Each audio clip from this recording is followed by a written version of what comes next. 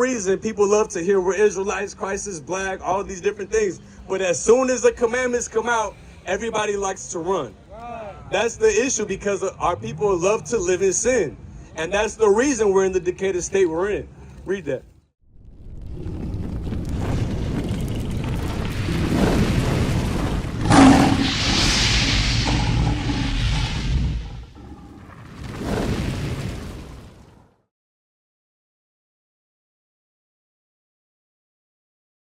My sister right here. Step a little closer. So I'm talking to my brother Daryl here. What's your name, sis? Albrina. You said Albrina, sis? Vonda. Okay, Daryl, Albrina, and Vonda. Forgive me if I forget your name, but what we're doing is we're showing Daryl here that, guess what? Our history can be found in the Bible. I'm going to keep going on this, but I still want you to listen. All right. Go ahead.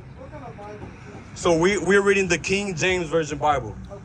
Okay, so we're reading the King James Version Bible, and in the King James Version, it tells us, Moses tells us that, guess what? As a nation of people, you're good, bro. As a nation of people, if we don't keep God's commandments, guess what? He's going to put us in curses and bondage.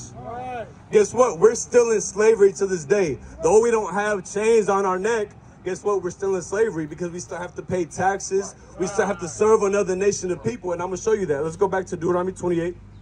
The book of Deuteronomy, chapter 28, verse 15. But it shall come to pass, if thou wilt not hearken unto the voice of the Lord thy God, to observe, to do all his commandments and his statutes, which I command thee this day, that all these curses shall come upon thee and overtake thee. So guess what? All these curses will come upon you and overtake you because we decided to not keep God's laws. So guess what? Now give me that in verse, they shall be the head and we'll be the tail. Because guess what? Like I said, we're still in slavery today. Though we don't have chains on our neck and so on and so forth, guess what? We're still in bondage because we're serving a whole nother nation of people. All right? You got it? Verse 43. The stranger that is within thee shall get up above thee very high, and thou shalt come down very low. So these other nations have lifted up their head and they've become very high above us, and now we're in the lowest state. Moses told us this would happen to us if we don't keep his commandments, all right? So sis, you are an Israelite from the tribe of, I'm assuming you're from the tribe of Judah, right? Unless you are West Indian or Haitian or anything else. All right, so guess what? Y'all are from the tribe of Judah, and we must keep God's commandments. So I want to, oh yeah, go ahead. Verse 44, he shall lend to thee, and thou shalt not lend to him. He shall be the head, and thou shalt be the tail. So we have to go to him in want of all things. We got to pay him taxes. We got to pay a car note, property tax. What else we got to do? Even for a funeral, you got to pay, what is it called? Birth certificate, a death certificate. What was that? Taxes on your house. Right, taxes on your house. So you, at the end of the day, you really don't own that house, because guess what? If you don't pay your taxes, what are they going to do? They're going to take your house away, right? All right, so now get me, is there more on that?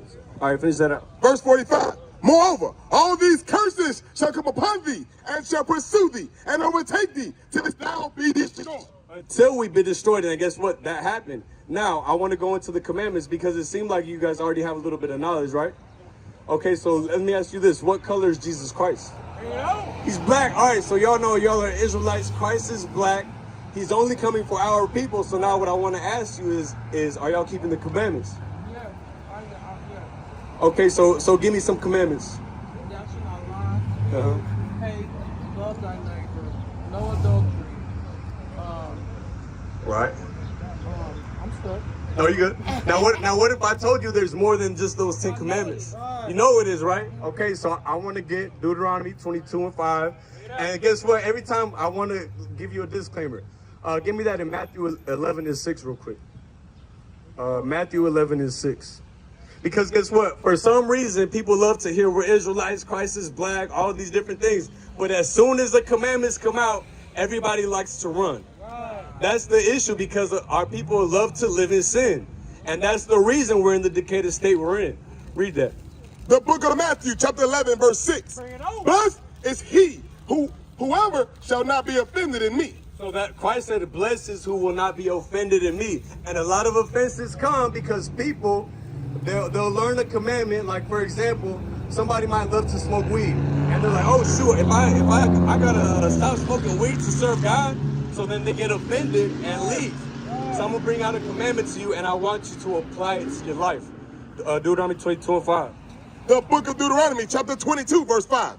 The woman shall not wear that which pertaineth unto a man, neither shall a man put on a woman's garment. For all that do so are an abomination unto the Lord thy God. So it says the woman shall not wear that. Say it again. The woman shall not wear that which pertaineth unto a man, and a man shall not put on a woman's garment. So imagine if we were up here wearing a dress. Would you even come in dialogue with us? No. And we're sitting here reading the Bible, grown men wearing a dress. But guess what? Our minds are so twisted up because of this devil right here that guess what? Our sisters think it's normal to wear what? What pertains to a man that a sister should not wear? Pants.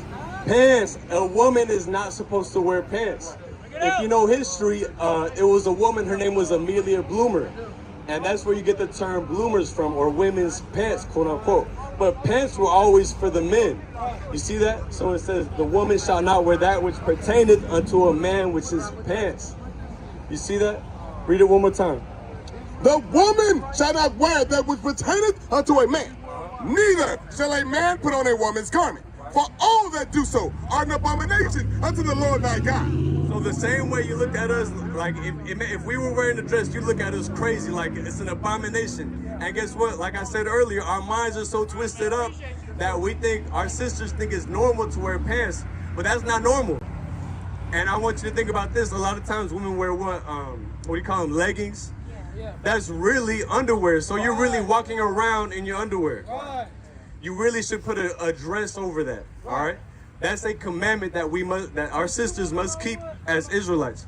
You want to know what the one girls that wear, Somalians that wear their garb? They have, Somalia. What do you call it? Hijab? Yeah, hijab. Yeah, the hijab. They have the gowns on, the dresses on and stuff, and they have leggings under there too. Right, so you can wear that. That's technically underwear. Now they go to the extreme, like all you can see is their eyes. You don't have to do all that, but you do have to have your head covered. You don't have to cover your face. That's where they get that from. That religion, a lot of stuff they took from the Bible and made it into their own religion. It was Muhammad. He took the Bible. He followed the prophets, and he took what we wrote it down and put it into the Quran, right? Y'all still follow Muhammad, Elijah Muhammad? Do we follow a lot? No, we don't. We are Israelites. We're not Nation of Islam, Muslims. We don't follow any of that. We follow what the Bible says. We keep the commandments of the Bible. We don't do all that stuff. That's a man-made religion. That religion was given to us during the sub-Saharan slave trade. That's when that religion was introduced to our people. But now we take all this pride in it, like NOI and so on and so forth, right? But I don't want to be rude, but oh, you're good. a lot of this stuff is in Tennessee, isn't it? Yes, at the National. It's the National Civil Rights Museum. A lot of this stuff is in here like this. Right, you had the civil rights movement, and we don't hate against those men because like Malcolm X and Martin Luther King, they had a lot of love for their people, and you also had the young lords, the brown berets for the Hispanics. We don't hate those men because they had love for their people, but where they erred is they didn't do it scripturally. They didn't keep the commandments. That's why you didn't see those things prosper. Right. Now I'm gonna show you another commandment that you must keep. 1 Corinthians 11. All right, so let me get you a couple more scriptures. I want you to actually apply it and learn more, okay? I want you, when you leave, I want you to get these men's numbers and actually learn, all right? Learn more. 1 Corinthians chapter 11, verse 3. But I will have you know that the head of every man is Christ, and the head of the woman is the man, and the head of Christ is God. So guess what? There's order in the Bible, but today in society, it's all messed up again, right? You got the woman ruling over the man, and then you got an effeminate man serving the woman. But according to the Bible, it's the Most High God, Christ, the man, the woman, and then the children. So there's room for women to teach, but the woman's job is to teach the children. The man's job is to teach and order his wife and direct his household. And guess what? We also serve Christ. So guess what? There's order in the Bible. But that's the issue that we have in Black and Hispanic communities. We don't like order. We're rebellious as a people. That's the issue. Read it again. But I will have you know that the head of every man is Christ, and the head of the woman is the man, and the head of Christ is God. Every man praying or prophesying, having his head covered, dishonoreth his head. So if we were to have our head covered, we would dishonor our head, which is Christ, the black Messiah, keep reading. But every woman that praying or prophesying with her head uncovered dishonoreth her head. So if your head is uncovered, you dishonor your head, which who's your head? The man. Give him a round of applause. The man is your head. They cover their head. All your Israelite women, they cover their head. Yeah, so whenever if you, for example, if you go to pray, you should have your head covered as a woman. If you are in the midst of prophecy or scriptures, again, you should have your head covered. So every day you have to have your head covered? You don't have to have it covered every day, like, you know, not all the time, but whenever it pertains to going over the scriptures or you're praying, you should have your head covered. Right. Before we go, we got to talk about girls. Do y'all read out of the Quran any? No, we do not read out of the Quran. The Quran is a whole separate book. Remember the Quran came later on. The Quran, they mimicked the Bible. That's why you see some similarities, like with the hijab with the woman. They got that from 1 Corinthians 11. That's why the women do that. I read that Bible. King James Yes, this is the King James version. Yeah, I have a whole lot of pictures, but they're all. You don't need those Bibles. You should throw them in the trash. The NIV, the ESV, all these different variations, because what they do is they take certain words out. The name of your Bible? Yeah, you got the front. The Holy Bible in the original King James version. So look at this point. It says right here, translated out of the original tongues. So what he did was he took Hebrew, Latin, and Greek, and he had translators, real scholars that translated the Bible. You have the Latin Vulgate, the Septuagint, right, and the Hebrew, and they translated it into English because most people now speak English. Yeah, but you want to know what? My brother was going to be a pastor. When I have difficult questions and I don't understand something, I usually go talk to him or call him, and he'll tell me. You say he's a pastor? He was going to be a pastor. Oh, he was going to be a pastor. So many King James versions and so many. He's been studying it. Okay. He has a whole lot of books, a whole lot of stuff about different Bibles, he studies them, and this. He was going to be a pastor, but he works too much. Okay, so if he had the opportunity, he'd still become a pastor? Yes, he would. But he works too much. He can't. He works too much. Okay, and then this is another thing too, is the problem with the Christian church is they're not teaching you what we're teaching you. Right. They're not teaching you that you're an Israelite. What is a nation?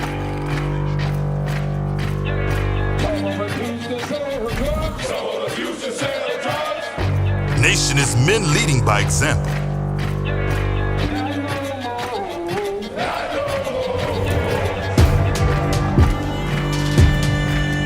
Nation is family.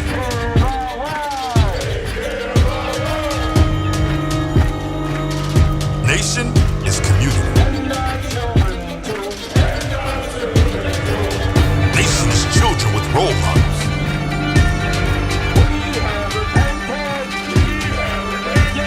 Nation is unity.